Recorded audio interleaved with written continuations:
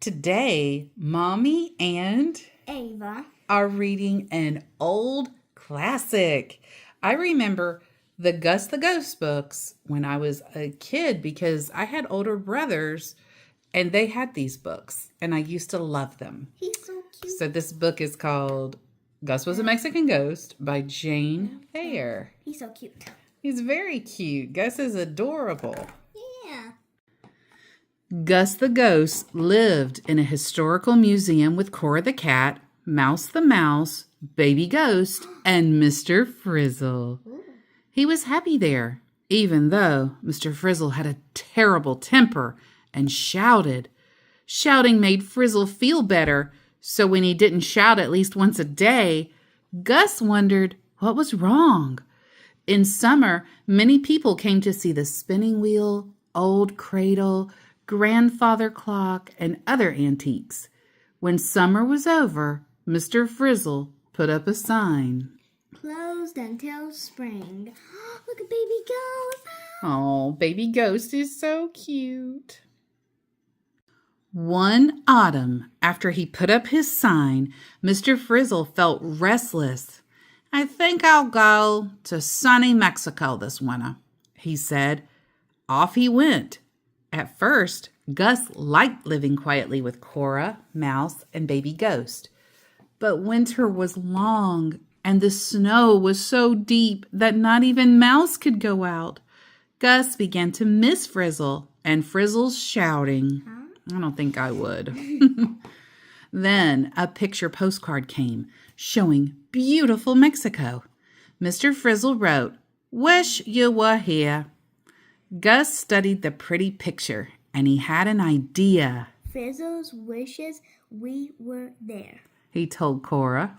We'll go to Mexico and surprise him. He found Mexico on a map. He found the town where Mr. Frizzle was.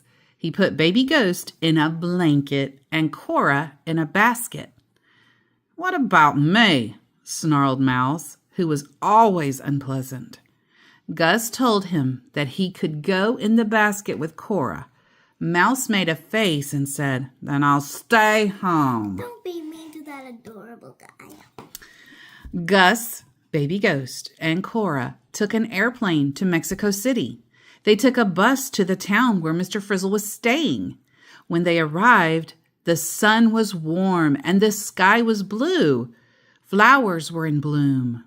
Very nice, Said Gus. Now, where's Frizzle? Cora said. Meow. So he let her out of her basket. They walked along little streets, past pink and blue and white houses. They saw women carrying babies in rebozas. Gus bought a reboza for carrying Baby Ghost. He also bought a sombrero. They saw women selling tortillas, and Gus bought one for Cora's lunch. They saw women selling flowers, men selling blankets, artists painting pictures, a little donkey delivering water in great big cans. Cora saw lots of cats. They didn't see Frizzle.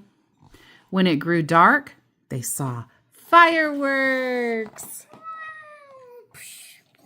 Then they reached a park filled with boys and girls. The boys were parading one way around the park, so Gus, carrying Baby Ghost, marched along too. The girls paraded the other way, and Cora joined them. Gus kept looking for Frizzle. We must find a place to sleep, He said. They walked down a street and knocked on a door with a brass knocker. A woman peeked out. Good evening, Senora. Said Gus. Would you have a room to rent to a ghost? Certainly, Senor Yankee Ghost, the senora said. She led them through a patio filled with flowers, up a winding stair, to a room with a balcony and a fine view. In the morning, Gus said, We'll find Frizzle today. They walked up and down the streets. They were passing two artists seated at their easels, painting pictures, when suddenly Gus stopped. One of the artists was speaking. Cora, gasped Gus. That's Frizzle. Frizzle looked so healthy and happy that he hardly knew him, Meow. cried Cora joyfully and leaped on Frizzle's lap. Mr. Frizzle couldn't see Gus, as Gus was a ghost. Not dreaming Cora could be in Mexico, he thought she was some strange Mexican cat and pushed her off. He's there, but he's being so mean. He's being happy. If you're talking about Cora, I mean, it would be like you go on a trip and you go like to Washington State and Pepper comes and he starts rubbing your leg. You would say, "What are you doing? This isn't my cat." Nah, I would say because Pepper. As I was saying, he told his friend, Mexico is a fine place. I like painting pictures too. I think I'll stay here forever. Gus was thunderstruck. He doesn't even know us. He said, And he doesn't want to come home. what would happen if Frizzle didn't go back? A new man might not like ghosts and cats, and Gus shuddered to think what would befall Mouse. It's best he doesn't know that we're here. He decided. I must put some thoughts in his head at once. So, in a ghostly way, he told Frizzle, You run a fine museum. Don't you forget that. someone else can run my fine museum, Frizzle told his friend. You're very proud of that museum. Gus shouted in ghostly language. I'm proud of that museum, said Frizzle, but I'm tired of working. I'm going to stay here in the sun and paint pictures. I'll have to scare the fellow out of Mexico, said Gus. When the artists folded their easels and went off, Gus followed with Baby Ghost and Cora. He found that Mr. Frizzle had a room much like theirs. Frizzle put his easel and paints and the pictures he was painting in a corner and went out to dinner. Here I go, said Gus. He dropped the picture on the floor. Frizzle came back. He picked up the picture. No harm done, he said. He didn't know Gus had dropped the picture. He's flying. He looks cute, I don't like to play tricks, but what can I do? said Gus. He moved Mr. Frizzle's easel across the room. He threw his paints on the floor and spilled the water. He scattered brushes around. That girl who cleans my room is mighty careless, Frizzle muttered. He didn't know Gus had messed things up.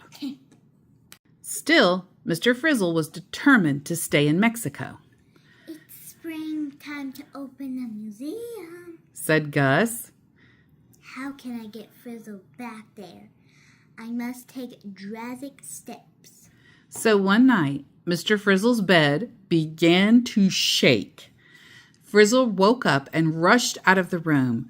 Are we having an earthquake? He shouted. No, senor, said the people in the house with surprise. My bed was shaking, said Frizzle. Bad dream, senor, said the people. What? When Mr. Frizzle went out to paint the next day, he said to his friend, Strange things are happening. My easel moves around, my pictures fall down, and last night my bed shook. Gus could see Frizzle was worried.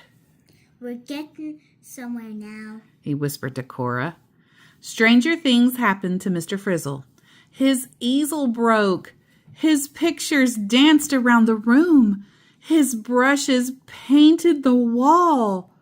The blankets were pulled off his bed, but Mr. Frizzle wanted to stay in Mexico and paint pictures, I wish I'd brought my bang clank equipment. said Gus. What can I get to make a big noise? Aha, I know.